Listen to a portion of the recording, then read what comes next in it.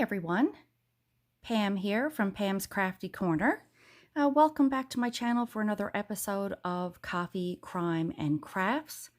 I typically release episodes every couple of weeks when I was doing them regularly, and it's my intent to get back into doing that this year. So I will work on a craft project and discuss a crime or a mystery, solved or unsolved, so to speak, while I'm working on that craft project. So today we are going to discuss the horrendous 2021 case of Chandler Halderson and his staggering lies that led to murder.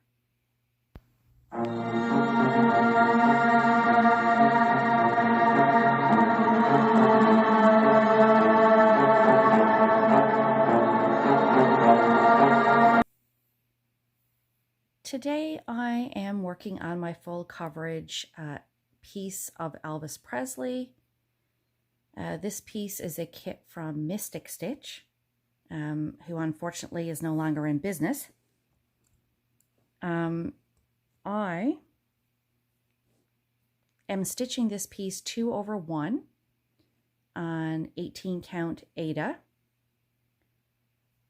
So grab yourself a snack or your drink of choice and your craft project. I, of course, have a dark roast coffee there. Get yourself settled and let's get started. So the question is, who is Chandler Halderson? Well, in the summer of 2021, Chandler was a 23-year-old who was still living at home in Windsor, Wisconsin with his parents, Bart and Krista Halderson. He was a recent graduate from Madison College with an IT degree, and he was working remotely from home for an insurance company while looking forward to starting a brand new job that he had lined up with SpaceX, which is one of Elon Musk's big companies. He had an older brother, Mitchell, who was 24 years old, and Mitchell had already moved out of home. He was working in the tech industry, and he was engaged to be married. Then, in July of 2021, some events unfolded that led to Chandler being arrested and charged with 2 counts each of first-degree intentional homicide, mutilating a corpse, hiding a corpse, and providing false information to police on a missing persons report.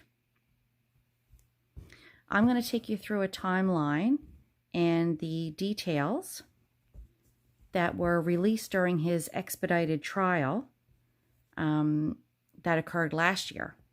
And I found this case to be particularly intriguing, and I watched the trial online as it unfolded. So on Wednesday, July the 7th, 2021, Chandler, who was also known as Chaz by his family, he contacted police and officially reported his parents, Bart and Krista, as missing.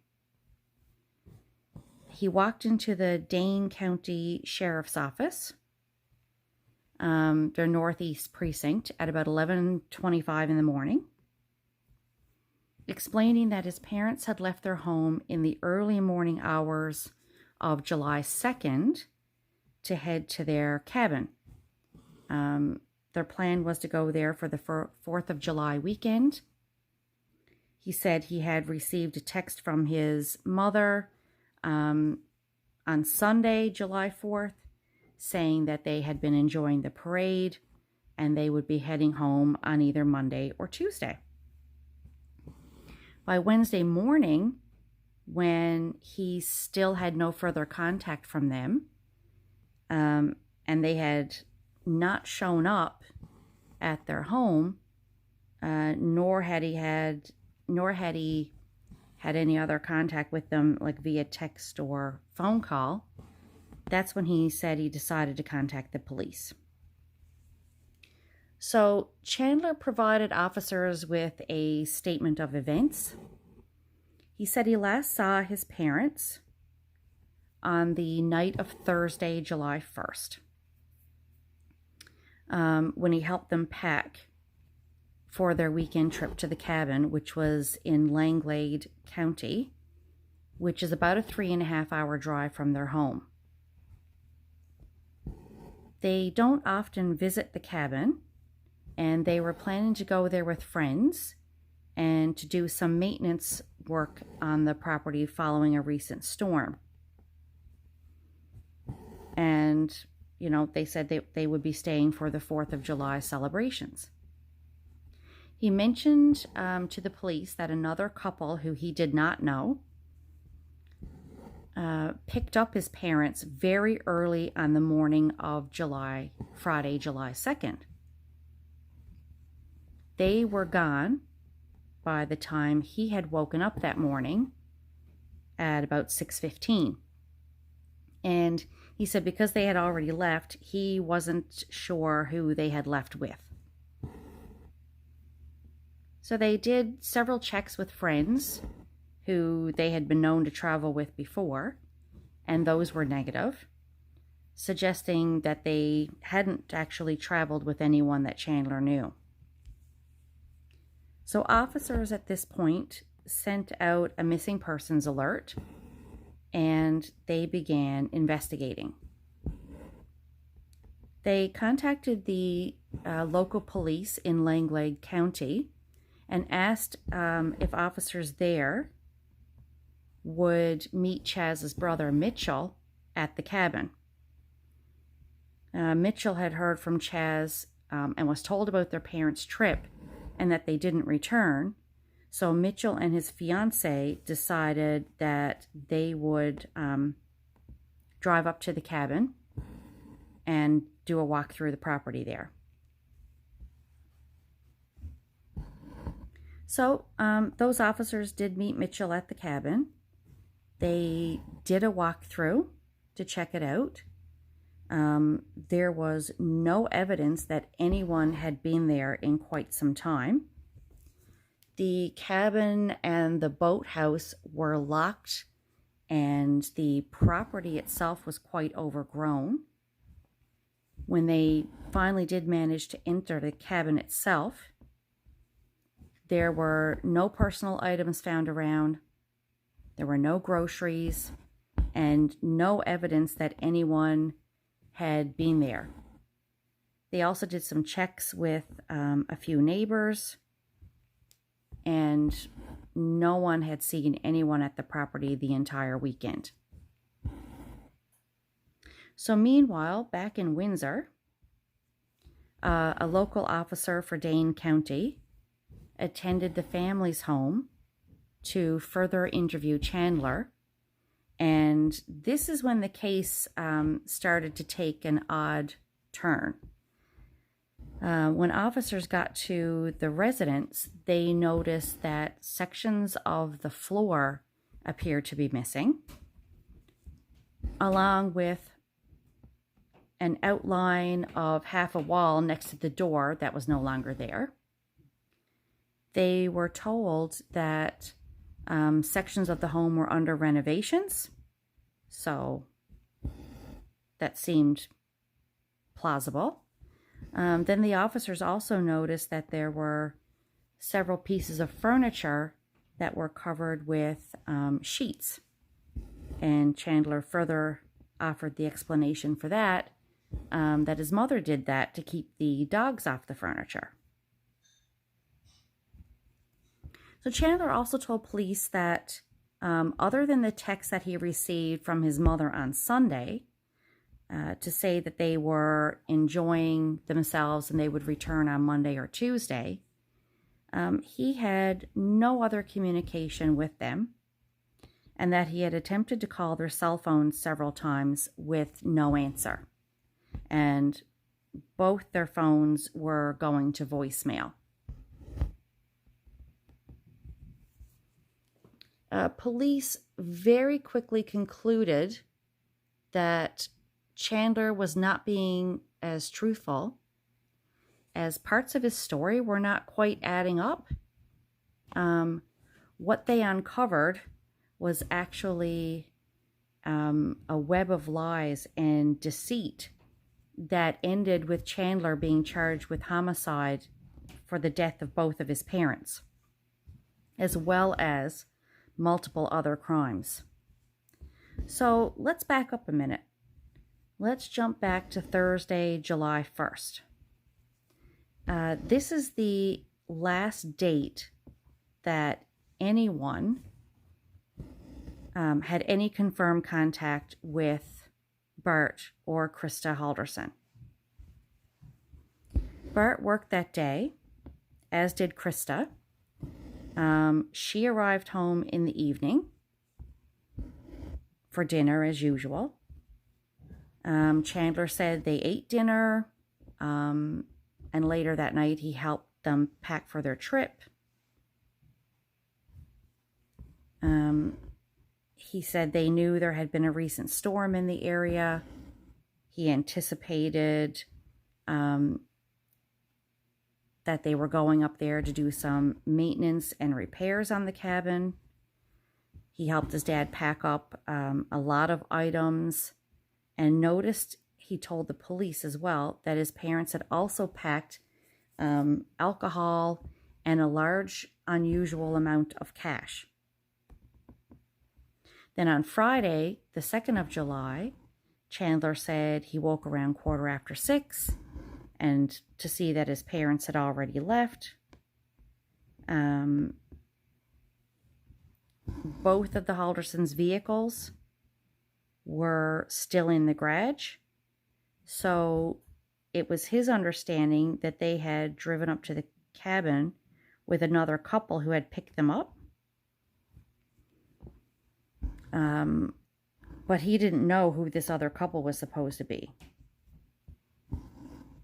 Now, Bert and Krista did have friends that they had traveled to the cabin with previously, but although they went to the cabin with other people, they usually all took their own vehicles for the drive because the cabin was not normally stocked. And therefore, every time they went for a trip up there, they would have to take all of the supplies that they would need, bedding, groceries, and any tools and stuff that they would need for repairs, that sort of thing. So it was kind of unusual that both of their vehicles would have been left at home. One of Krista's co-workers, she told police that Krista was supposed to work that Friday, but she didn't show up at work as planned.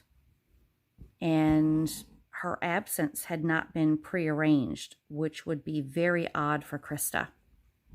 Very uncharacteristic for her.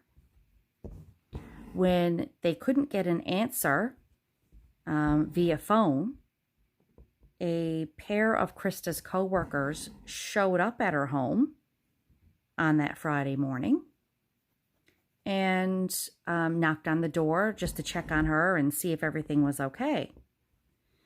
They encountered Chandler at home, who answered the door. He told them that his parents were gone away for the weekend. They had planned to go to the cabin to do some work.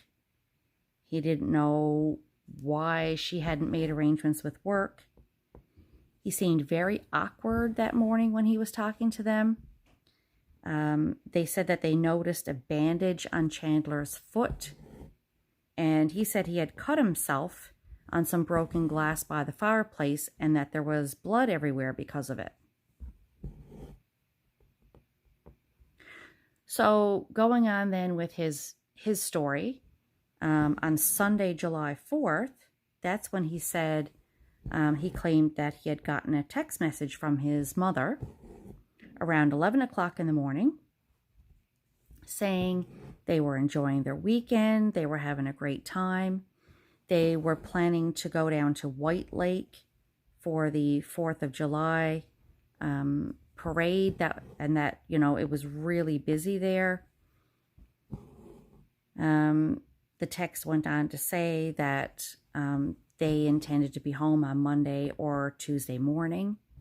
And Chandler said that it was fairly normal not to hear from his parents each day when they were gone.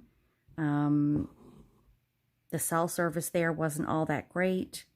And when police, though, started investigating, they found out that there was no parade in White Lake on Sunday, July 4th.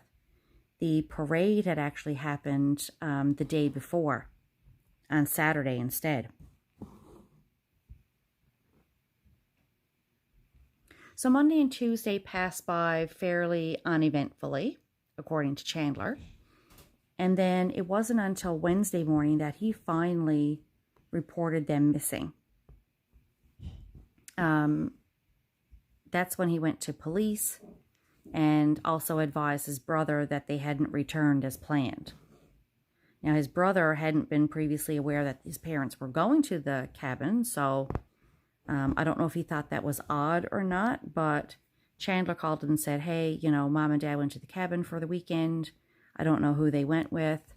I expected them home Monday or Tuesday. They haven't come back. So the big day in the investigation was Thursday, July 8th. That was the day after Chandler had reported his parents missing. And there were several developments that occurred that day that very quickly changed the course of the investigation.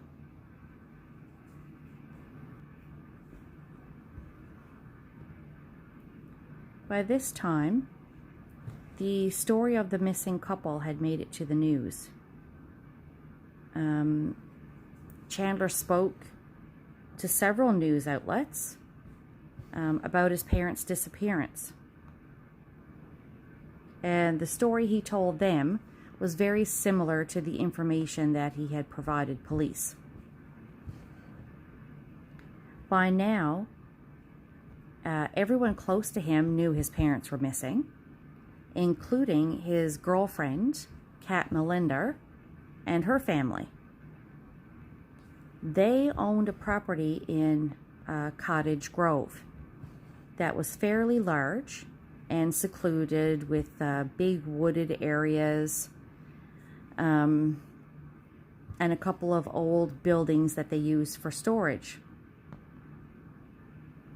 So on Thursday, the police received a call from Kat's family advising them that Chandler had been at their property visiting with Kat over the long weekend, but that he had come to their property by himself on his own on Monday, July 5th. And he went for a walk in the woods behind their property. And since then, they now noticed that there was, several turkey vultures that were flying around a section of their property where they had seen Chandler on Monday walking out of the woods. So detectives thought that was pretty odd. They visited the property there in Cottage Grove and got permission from Kat's family to search the property. And it was then that officers located the mutilated and dismembered remains of a male. A human torso was found, partially hidden under branches, and this torso was later identified to be that of Bart Halderson. There was evidence that he had been shot, as there was a gunshot wound in the torso. In searching further on the property, the police also found a pair of scissors, a saw blade, and bolt cutters, and they were discarded in an old water tank by the barn on the outskirts of the woods. So while all this activity was going on at the property in Cottage Grove, Chandler took it upon himself to canvass his neighborhood. He basically went door to door, knocking and asking neighbors about surveillance cameras or Ring doorbell cameras, and whether or not any of them had cameras that could have captured any activity outside his home at the time his parents left for the cabin early on Friday morning. Now, most neighbors that did have video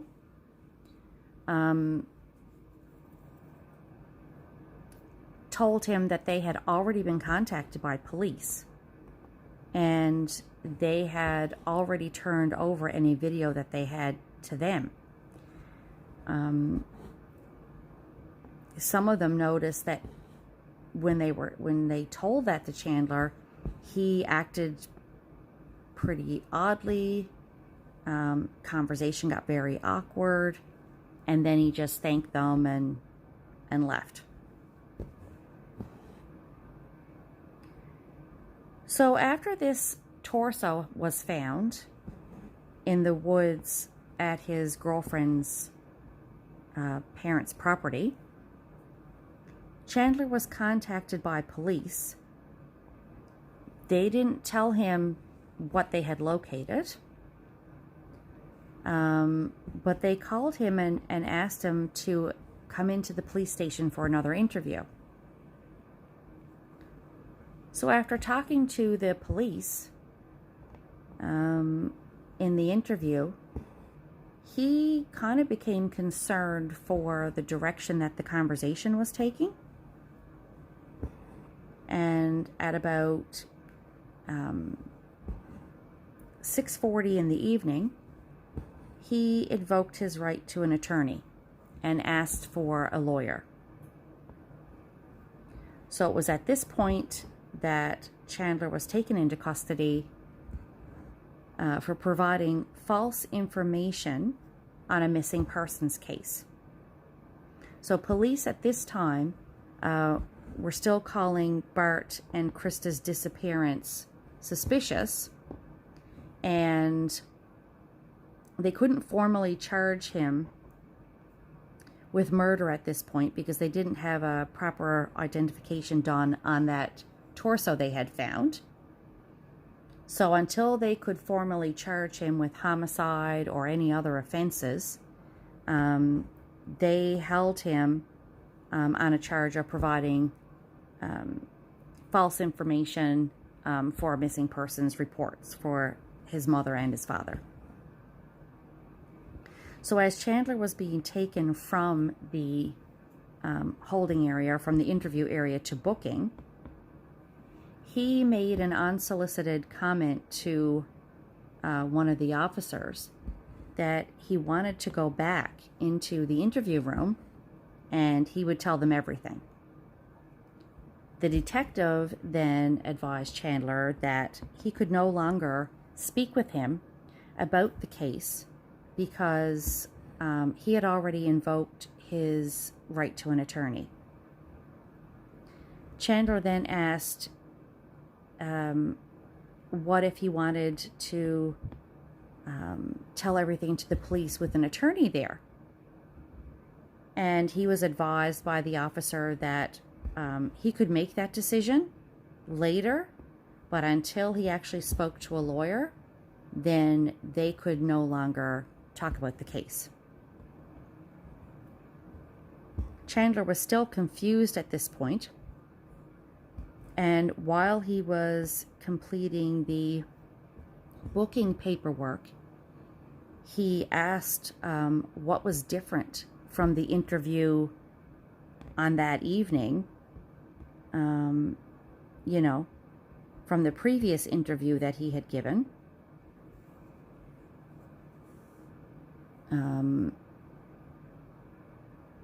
That would have led to him being arrested. And he was just told that they had found something. Chandler did seem startled by that piece of information. He made a comment that they didn't know the whole story, and they just went ahead and continued with booking him on those charges so that they could hold him. And during part of the routine, I guess, booking information that was compiled, he was required to complete a medical questionnaire, and he was asked at that point if he was suicidal, and his response was just simply to say, "I don't feel bad about what I did." Now I'm coming to the end of my thread here, because as you can see, I am filling in all of this eggshell white color that's in between both of these Elvises. So I'm going to tie off that thread, and then we'll finish off with the rest of the story.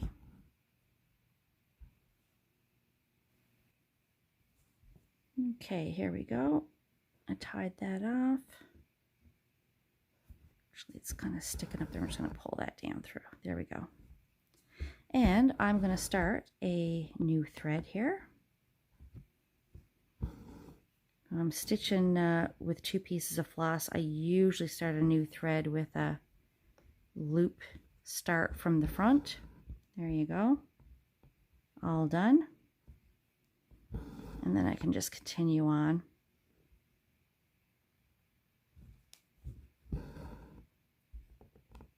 And I'm just stitching with my hoop, one-handed with my hoop this time. I've been having some issues with my shoulder, and it's a little more comfortable if I sit back in my chair more instead of, you know, leaning over my frame. And I don't like holding a Q-snap in my hand, because I find it too heavy. Okay.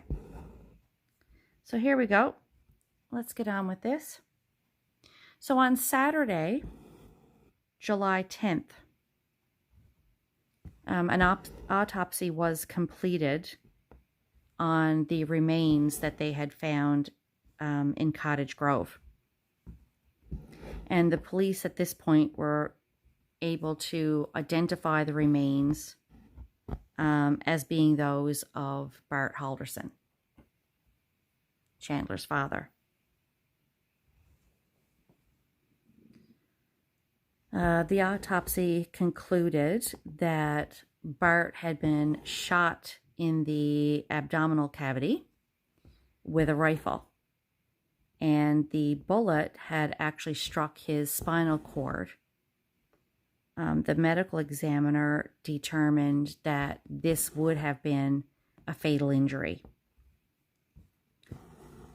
So news outlets were already broadcasting this story of Bart and Krista's disappearance and asking members of the public to reach out with any information they might have. So this led to a couple other developments in the case. A lady called police to report that on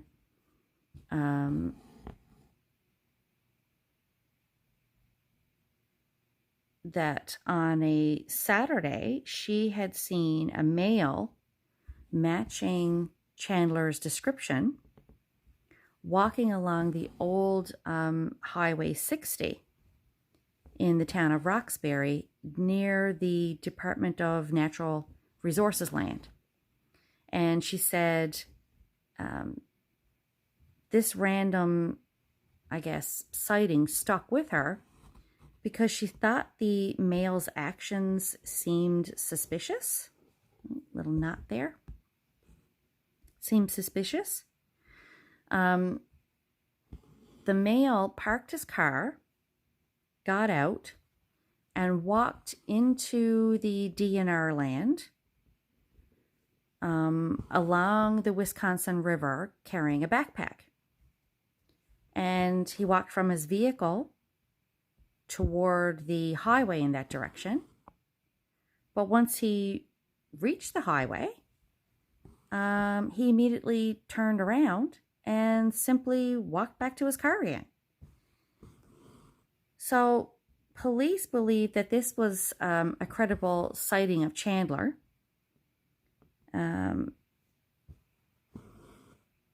And they decided to have a look at this area of land, thinking that it might be a good search area for further remains of Bart Halderson, possibly.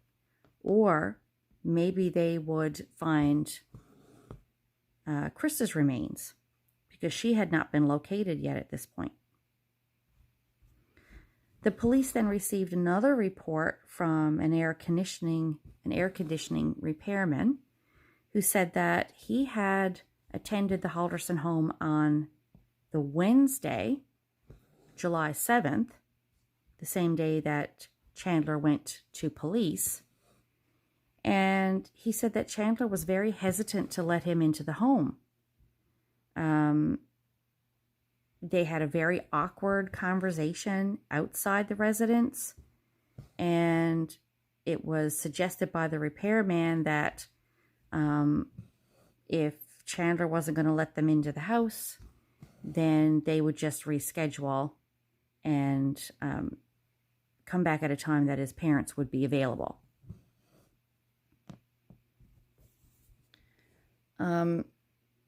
Chandler, who was already in custody on charges of providing false information on a missing persons report, would remain in custody. And new charges would now get added as the case grew. And as a matter of fact, it was only about 32 hours from the time he reported his parents missing to the time that he was initially arrested. After other people started coming forward with information and police further investigated, that's when the true magnitude of the story finally came to light. And boy, was there a web of lies and deceit and details that they had to unravel that only became more and more confusing. So the true narrative starts with, I guess, one strange phone call. And the true story goes something like this. Chandler appeared to be living at home, seemed like he had lots going for him. He had attended Madison Area Technical College and had recently graduated. He was still living at home, but he was working remotely for an insurance company. He told people that he was a volunteer with the local police department as part of their scuba diving search team. And by sheer determination, he had managed to get himself a job offer with SpaceX. And he was in the middle of making plans to move to Florida with his girlfriend and start their life there when all of this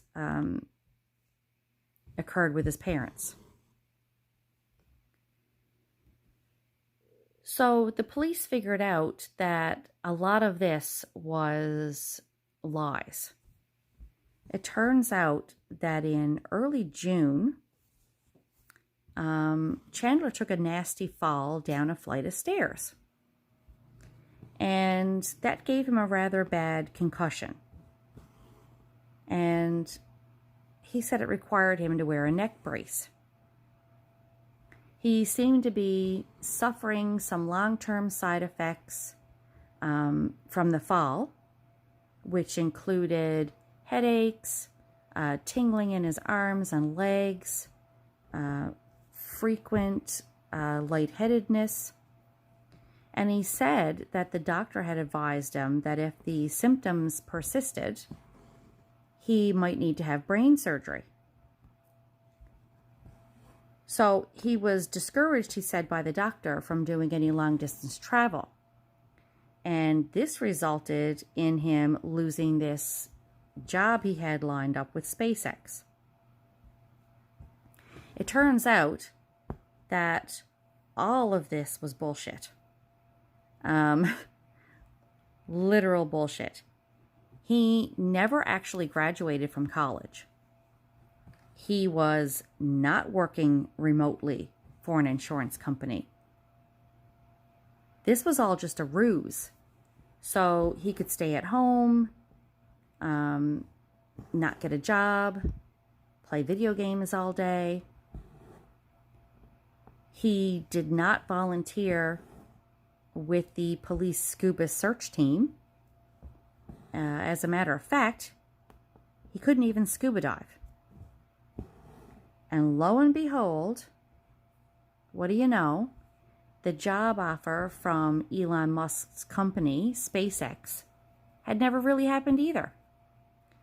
He was making plans to move to Florida with his girlfriend, but what he planned to do once he arrived there, nobody knows. You would think that,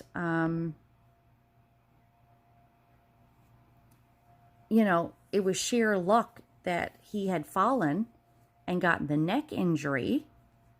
So that would give him a way out of this story about having a job at SpaceX. But, you guessed it, the neck injury, that was a lie too. He did go to a hospital complaining of an injury from falling down the stairs. But the doctor said he had a light concussion, maybe. They gave him a neck brace just as a precaution, and that he didn't have to wear it at all. He had no long-term neurological issues. And like I said, at the best, the fall gave him a very mild concussion. His parents finally started to get suspicious after they noticed that he had been working for a while with this insurance company. Oh, I got a little knot in the back of my thread. I can feel it. Hang on.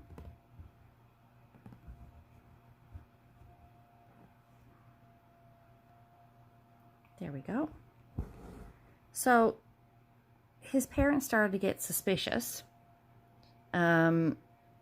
after, he said he'd been working for this insurance company for a while, but he was still broke all the time. He didn't have any money. He initially blamed it on some sort of glitch with the company's payroll system, saying that as soon as it was cleared up, he would be getting his full pay along with any back pay that was owed to him.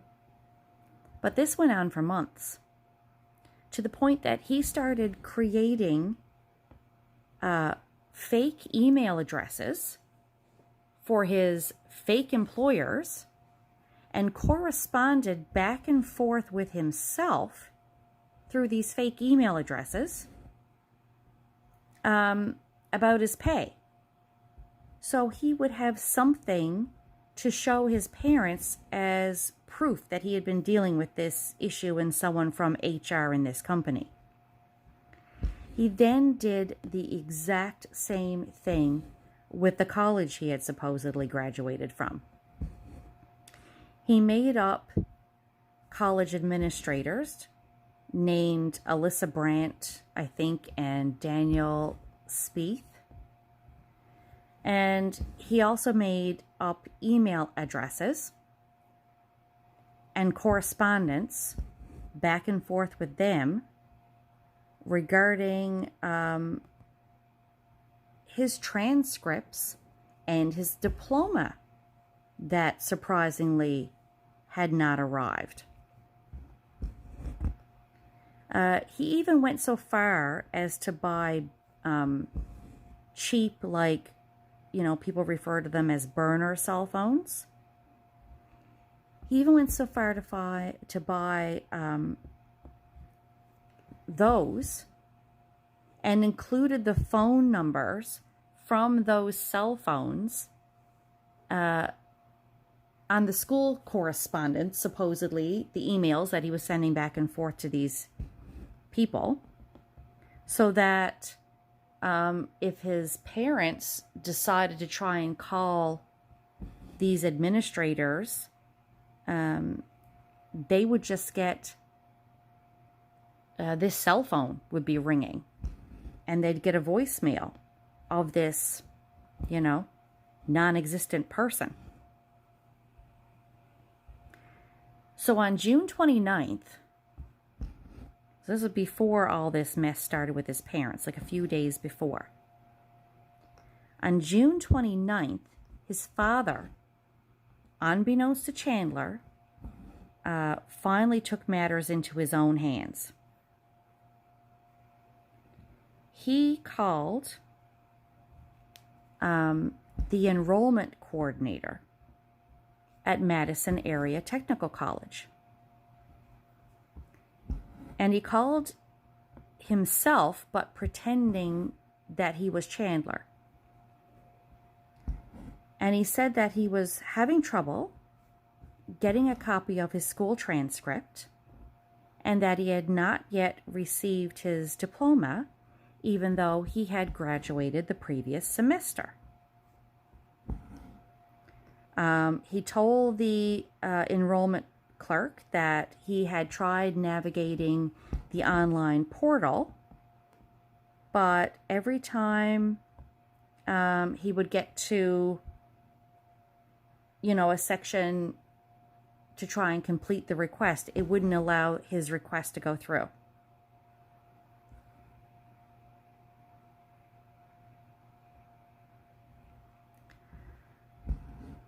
So he said he had been in contact with 2 administrators, but he was getting, nothing but excuses. So the enrollment coordinator had a look on the phone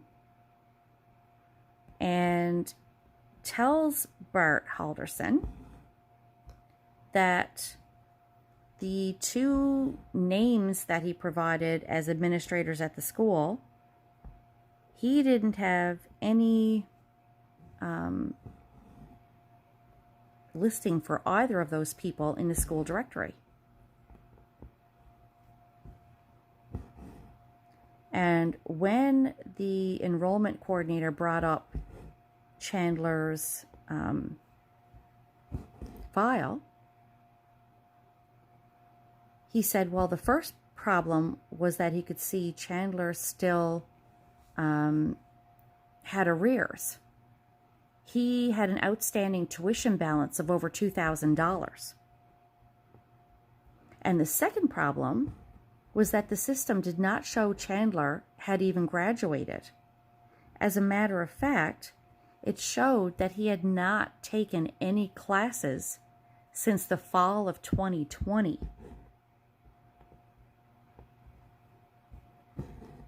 So now Bart knew for certain that Chandler had been lying about school.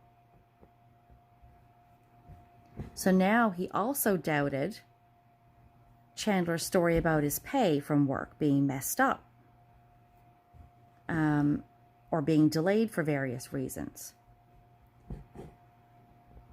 So after he got off the phone call with the school enrollment coordinator, Bart made an in-person appointment at the school for Thursday, July 1st. His last correspondence with Chandler was a text that he sent to his son at 2:15 in the afternoon on Thursday, saying that he was ready to leave for their appointment. Shortly after he sent that text to Chandler, the health app on his phone stopped recording data. And this is the approximate time that the authorities believe Bart died. So they surmise that Chandler shot his father.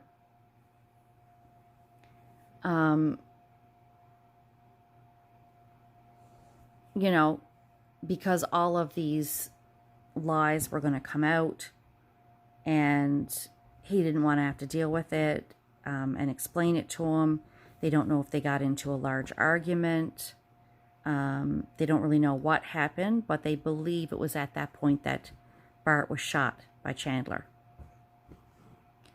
So shortly after that occurred, Chandler then sent a text to his mother.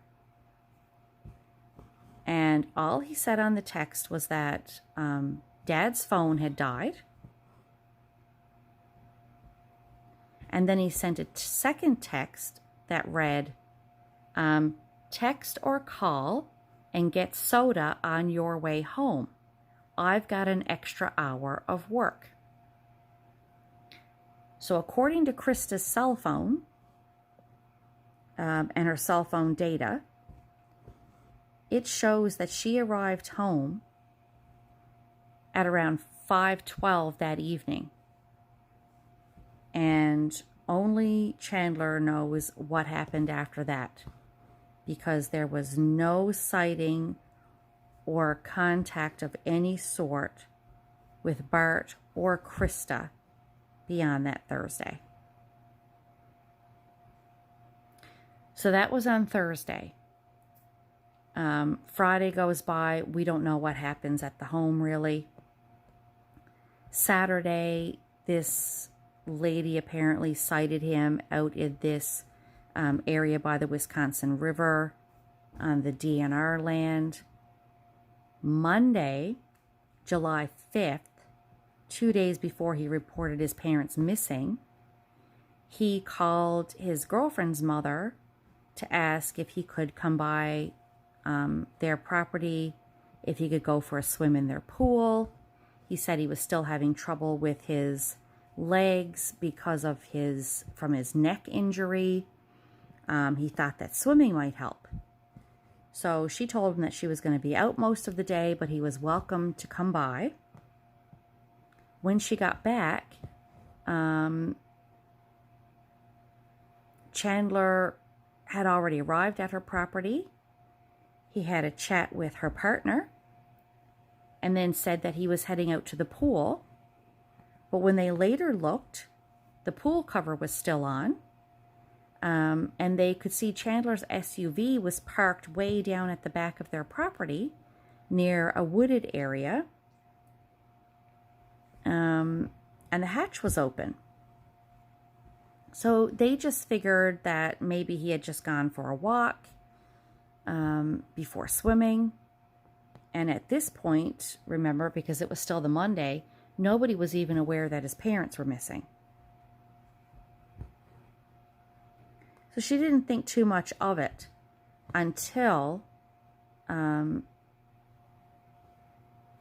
they found out his parents were missing, and they noticed the buzzards, like the vultures there in that area, and that's when they contacted police.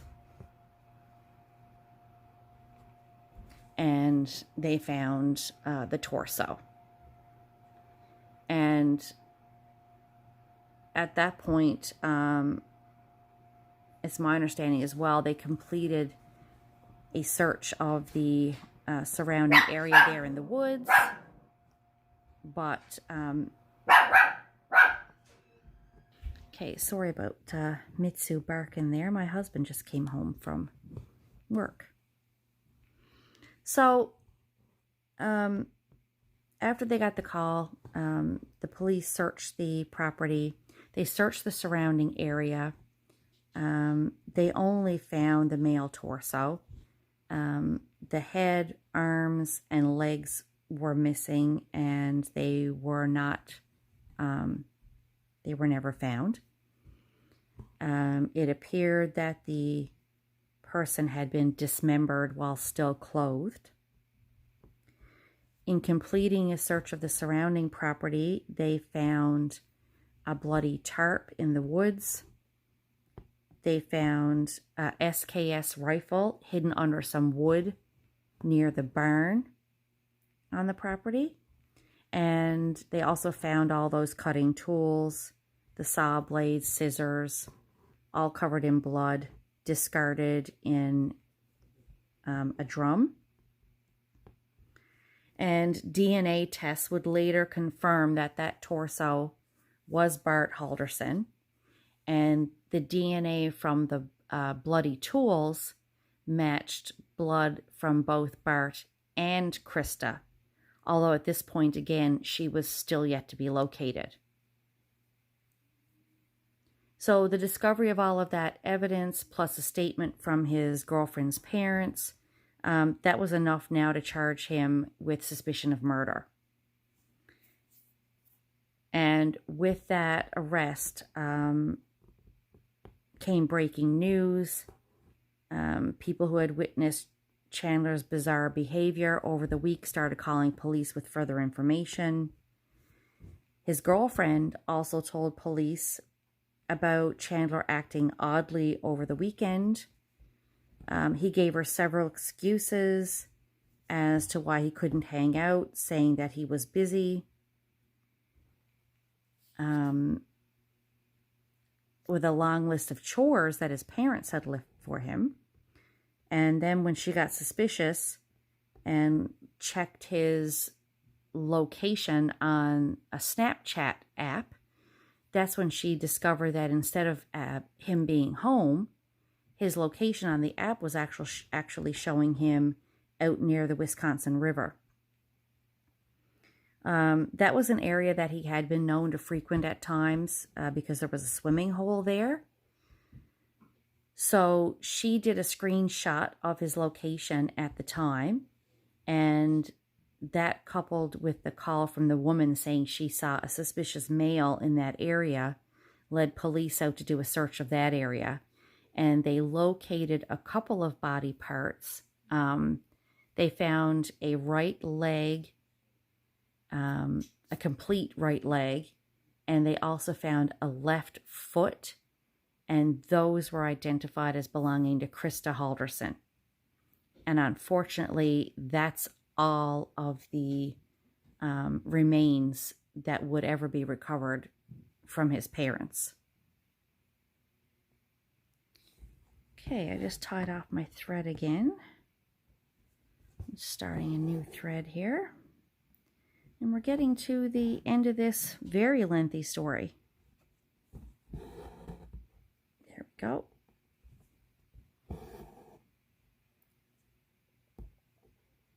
Alrighty. Alright, so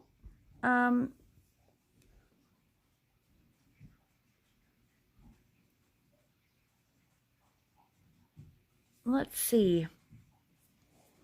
One of the other calls that the police had gotten after news started breaking about him being arrested for murder in the connection with the disappearance of his parents. One of Chandler's neighbors provided police with information of an incident that occurred on Thursday evening, July 1st. So this would have been Thursday night, like after Bart probably was killed that late afternoon, and Krista was killed that evening or supper time. The neighbor called in and he said that he recalled there being a smell of burning wood in his neighborhood in the middle of July. Now it's, kind of odd. And he said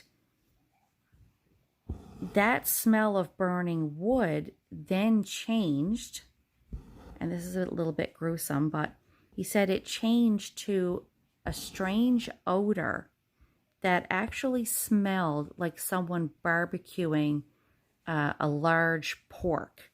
Like if you were barbecuing like a whole side of a pig sort of thing. Security footage from a nearby house across the pond that was located like near the Halderson's property. It showed a flickering light coming from the living room way into the night, and the light was consistent with that of a fire burning in the fireplace inside the home. And at around 3 a.m. in the morning, the fire got quite intense, and then it went out rather suddenly. Based on a search of the home after Chandler was arrested, they found burn marks around the fireplace and broken glass. And investigators believe that Chandler attempted to dispose of some of the body parts by burning them. And as a matter of fact, about 230 bone fragments were retrieved from the ash trap of that fireplace. After the fireplace, I guess, failed, or it was going to be taking too long, Chandler decided to turn to Plan B, and they believe that's the point at which he decided to dispose of the other body parts in various wooded areas. During his trial, Chandler was very quiet, stoic. He did not appear to show any emotion or seem to mourn the loss of his parents. Prosecutors had a vast amount of evidence in the case. Physical evidence, including the body parts recovered. There was DNA evidence. The recovered rifle, which matched the caliber of the bullet that was used to shoot his father. And the rifle was proven to be Chandler's, that had been given to him as a gift. Unfortunately, they weren't able to determine a cause of death for Krista.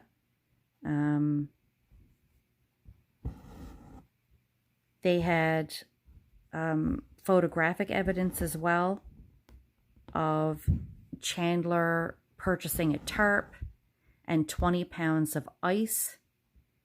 The tarp that he purchased was similar to the one that they located near the torso.